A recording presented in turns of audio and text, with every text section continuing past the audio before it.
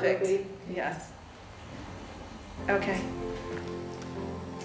Real choice is no illusion, but the world has none to offer.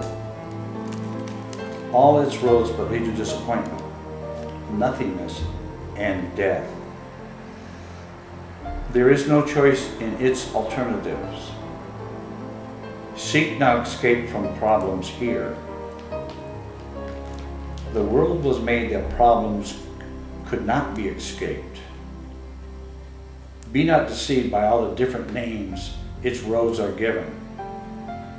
They have but one end,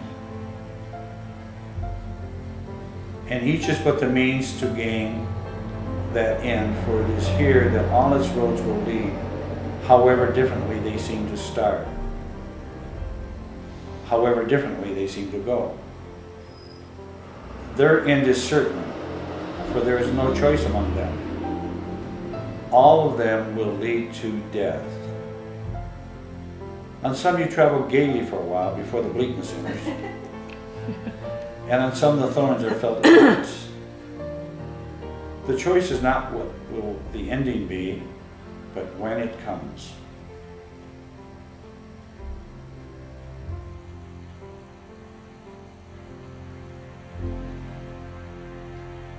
So that says that pretty clearly. I like this paragraph just because it really gets you. Real choice is no illusion. This is a real choice. The choice to forgive is a real choice. It changes things. But all the roads lead to the same place. You die as a body. Why do they lead to the same place? Because they're all about being a body. What do bodies do? They die. Right. They're all dead ends. Yeah, they're all dead ends. That's what I have written here. Another Genism. Yeah, write this book. Okay, Bonnie. There is no choice where every end is sure. Perhaps you would prefer to try them all before you really learn they are all but one.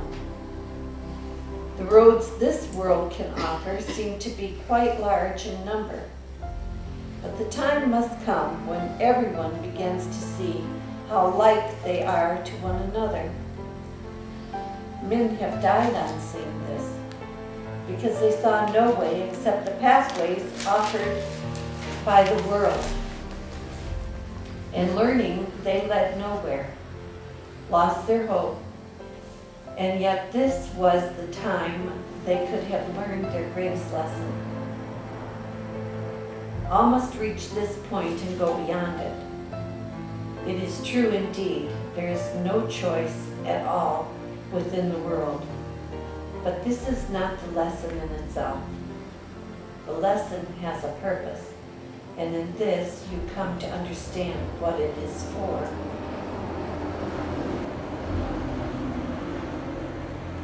You know, I really think that even with this problem of drug addiction in our family, a lot of situations, that it got me to a 12-step program.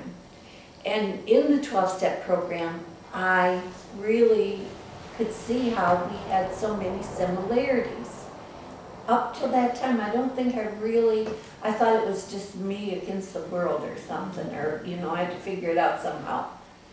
In their own. Yeah, so what you're saying is you got the general idea, oh, I'm not the only one that's suffering from all this stuff. We're all got fears and I kind of got that this was a universal problem. Yeah, and up to that point, I don't think, even though I had been involved in church, that I experienced that. Mm-hmm. That's my... Yeah, I think that's a common experience, that finally you're realizing, oh, I'm not the only one that's kind of confused. Because it's not about the addiction, whether it's drugs or alcohol or being a shopaholic or gambling, whatever it is.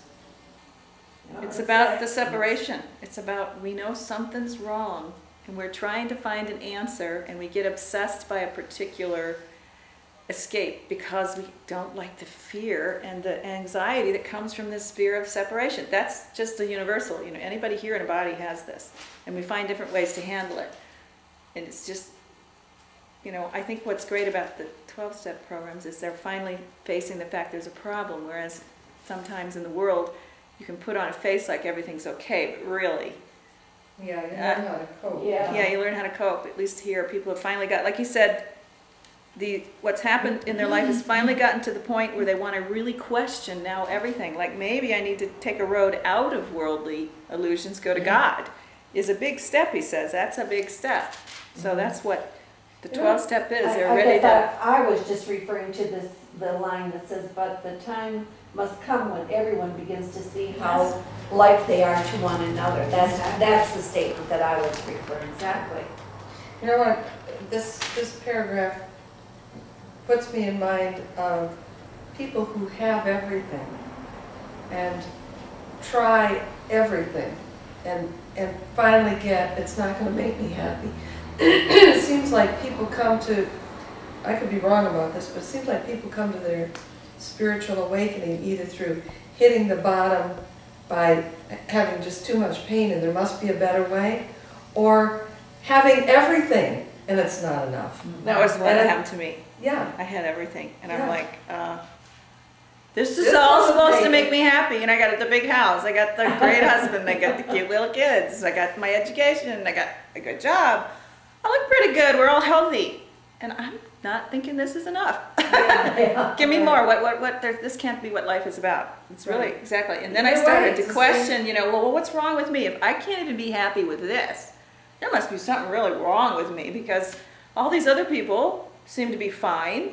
Why aren't I happy? Because that's that sense of anxiety and fear is even under the successful people.